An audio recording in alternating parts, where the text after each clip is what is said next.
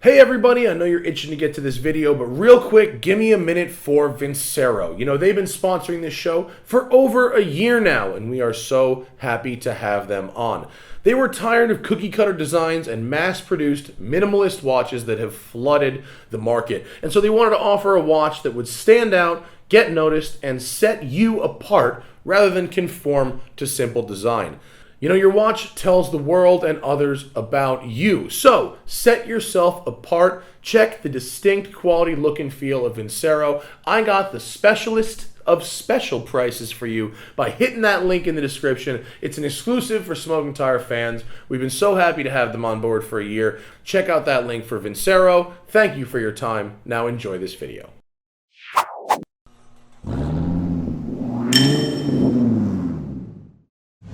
Well, good morning everyone. Welcome to GRIDLIFE South. This is now my fourth year doing GRIDLIFE, and if you can tell by my voice, it means I had a good time last night. It's not that I got very drunk, it's that I was talking to people at a Killer Mike concert. Killer Mike nailed it last night.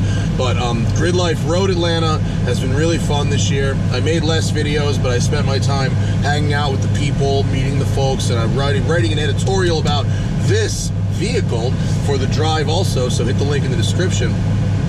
This is the 2019 Jeep Grand Cherokee Trackhawk, and you've probably heard of it. It's also colloquially known as Hellcat Jeep, and it is the Grand Cherokee SRT. It has the Hellcat 707 horsepower supercharged 6.2 V8, 650 pounds of torque. It has the 8-speed automatic gearbox, which I am going to throw into race mode at the moment.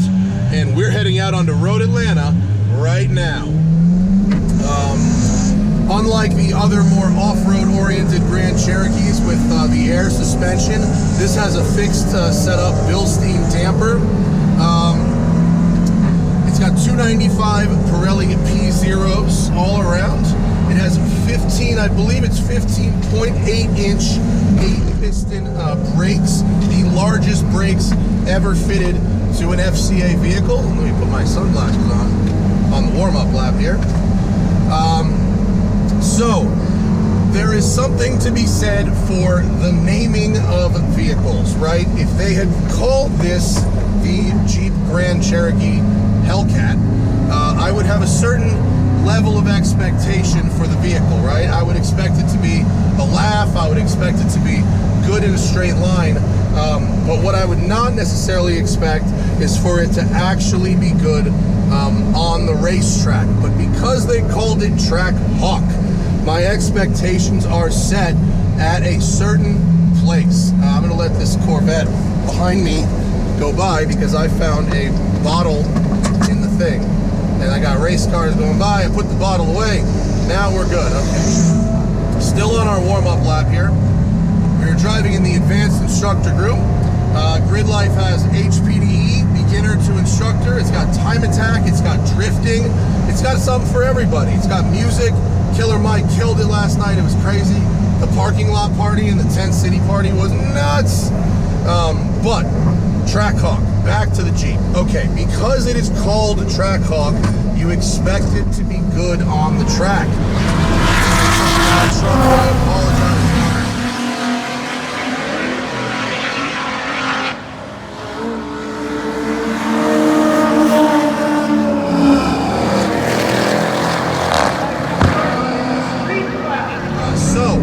Start our lap here at Road Atlanta. I have aired the tires down from the 35 PSI that they come, oh, it's a liter that it comes with. We're started with 28 cold. Brakes are really the issue because weight is the issue. 5,380 pounds, my friends. That is a porker. Oh, it's the GLE 63 comes on track. I think that dude rented it. Here's the best part of the Trackhawk. Turn 3. Cut.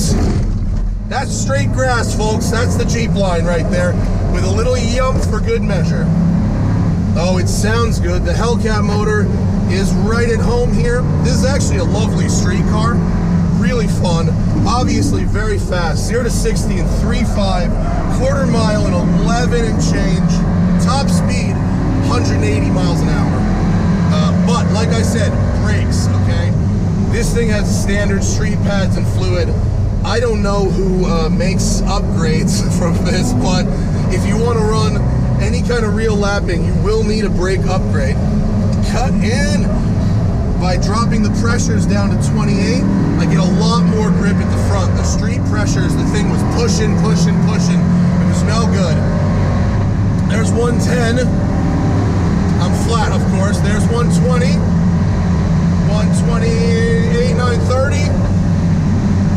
135, 7, 8, 41. 141.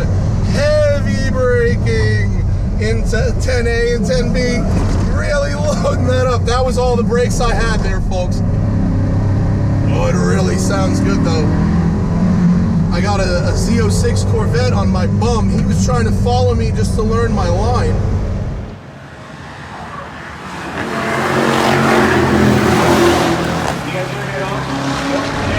Listen to that. It's the God of Thunder. So basically, you really have to manage the brakes. I've got some pad material deposited on my rotors because I've been mobbing this thing for 2 days. It's Sunday, so I was out Friday and Saturday as well. Little Integra. And the cut. Yup. Beautiful cut there. That's what it's all about. You can cut 10A and 10B a bit too. So look, part of me thinks this thing's real stupid, okay? And I've got a point, because it's 5,300 pounds. There's just no substitute for lightweight. There's no amount of power you can throw at something to substitute lightweight. Listen to what Alloy Roof said about that on our podcast. It was very interesting. Look, this thing is real fast, but there's just no way around the physics. And it's so inefficient. It's like 10 miles per gallon on the road. When we stop, I'll look up our fuel economy for track, but it's not, I mean, it's gonna be 2, right? It's gonna be like nothing. There's 120. I'm really worried about the brakes here. I got blue flag, but he already let me by. That's fine. I don't think he knew we were doing a lead follow. Normally I'd have to have my windows down too for Road Atlanta, but they've kindly allowed me to get audio by having the windows up. Oh, and I've got a race car coming behind me. Go ahead. Race cars doing race car things.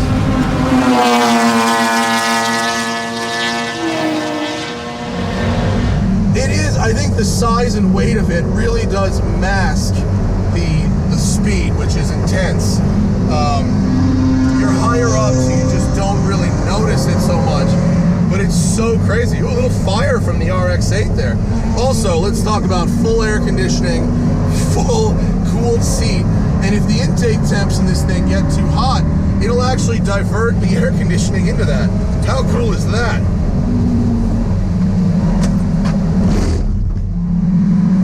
Sports cars be like, what? And we have some traffic. Dude, GRIDLIFE has been fun this year, but the track has been, are we under caution? What's going on? The track has been, it's been busy, man. There's been a lot of cars out on the track. A lot of S2000s, Zs, various sports cars, a bunch of Mustangs, a few Vets.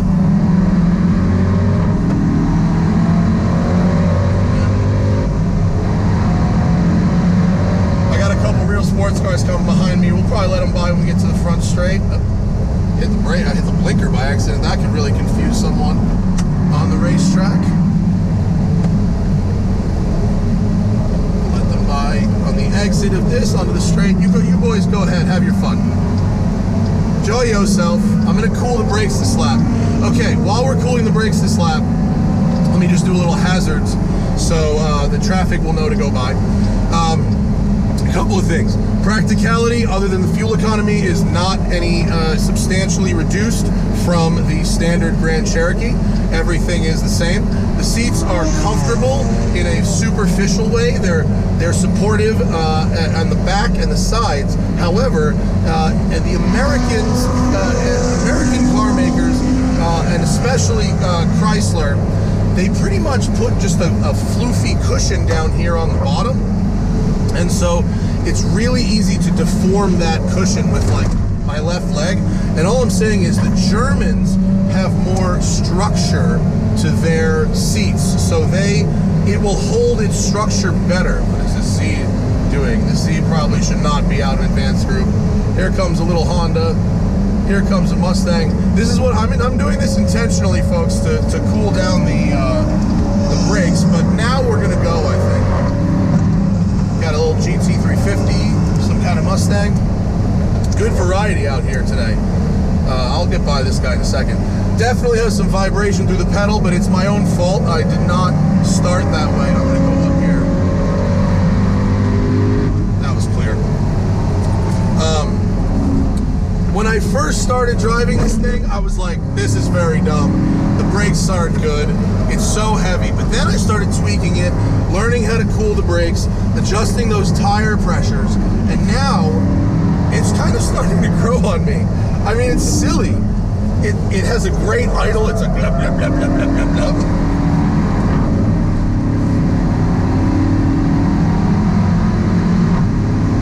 Paddle shifters are pretty responsive. You know, it's a typical ZF 8-speed. Beefy, very beefy. It feels beefy. It's got a very satisfying like gear engagement. Even at lower speeds. Oh, hey, look! Lift off oversteer. Yay! I'm so sorry about my voice. It's so terrible. And we're gonna have to get by a little Civic. But the temps all look pretty good. Engine's getting a little warm, but that's all right. It's hot out here. It's 90 plus degrees. Ooh, there's 137. Hot brakes. Coming in hot brakes. You can do a nice cut there. You can also do a nice cut here. The steering is pretty good. I mean, it's a little distant, but considering Jeep, I think, this Fox body's mobbing. He can go by. Have fun, buddy. This guy was getting some really nice oversteer through turn 1 earlier. Watch how he takes this corner with some opposite lock, just balancing it there. This guy's good. I like him. You go, Fox body. I'm with you. But this thing it's pretty fast, man. For a Jeep, come on. Yup. And that sound is really properly addictive. It's so good. And look, you can just squirt down through the S's and then straight line these. Yeah, my brakes are getting hot now. Okay. I'm gonna point him by. Have fun. I'm sharing a pit with that little Honda. It's really funny. We're in a pit space together, and he's like, "Okay, you're gonna motor me on lap 1, and then you're gonna have to cool the brakes." So I'm gonna get by. It's very funny. Okay, so Trackhawk starts at $86,000. This one has the upgraded stereo, the tow package, which can tow 7,200 pounds, and the extended leather package, which offers a leather trim dash upper, leather trim lower doors. The lower doors are the big difference. Those are nice. But to actually make a conclusion about this car, is it good? Is it bad? Is it worthwhile? What is the deal? All these cars coming by, we can point by. So in the world of super SUVs, right, for 95 grand as tested, it's cheaper than X5M, it's cheaper than GLE 63, it's a value, right? But I'm kind of tired. I think we're done with super SUVs, because frankly, if I was out here with any kind of raised ride height vehicle, I think a Porsche Macan Turbo would house this thing around the track for similar money with 300 less horsepower. It's just so much more agile. So who is this for? It's for America. If you live in Houston, you probably love this. It's a muscle truck, right? The good news is, if you talk Charger, Challenger, Grand Cherokee, the 3 platforms where the Hellcat engine is available, the Grand Cherokee is the best base vehicle, right? Base for base, the Grand Cherokee is the best starting platform. So that's good. And then I think, objectively, I think the Grand Cherokee Trackhawk is the best product you can buy with this engine.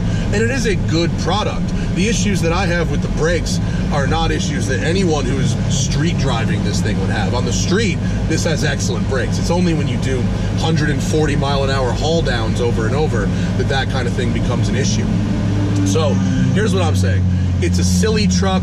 It's very fast. It's loud. It's reasonably practical with the exception of the fuel economy. Wait, hang on. You have to stop to go through the pages, but let's see. Vehicle info. This is going to be funny. Wait. Top speed 142. Great. Fuel economy. So my total average for my whole loan, which includes about 300 miles of road driving, some paddock idling, and 4 track sessions, my cumulative average is 6. I've gotten 6 miles per gallon in this, so it's not exactly a paragon of efficiency. So if your goal is to go fast, there's a lot better ways just to go fast, you know? And I think if the resources that were put into this were spent on some other types of efficiency, that wouldn't necessarily be the worst thing. But, you know, Merca, horsepower, silliness, yeehaw, get 'em Cowboys, all that shit. And I'm gonna write this up for the drive, so check that out. I've also got some beautiful photography for that article as well. And shout out to GRIDLIFE. GRIDLIFE next year, Midwest and the South. This festival is crazy. There's all kinds of cool time attack cars, drift cars. Turk and Forsberg and Tanner and JR down here drifting. Frederick Osbo as well. And a lot of really talented local Pro-Am drifters. And there's a lot of fans, a lot of fun. Hey guys. And women. There's women here because there's music and camping and all that stuff. So GRIDLIFE 2018, it's badass. This is the only video I'm making from GRIDLIFE, so there aren't a bunch of fan cars. But and the Trackhawk is neat. It's not my recommendation for fastest 5-seat crossover. Macan is different. I guess this is more Cayenne than it is Macan. I prefer Macan unless you really need the back seat or the towing. But the more I drive this, the more laps I turn in it, the more I realize how to make it work for me, the happier I am with it. It's fun. So thanks to Chrysler, Fiat Chrysler, for letting me have a go, to GRIDLIFE for having me out, to you guys for watching. I'll see you later.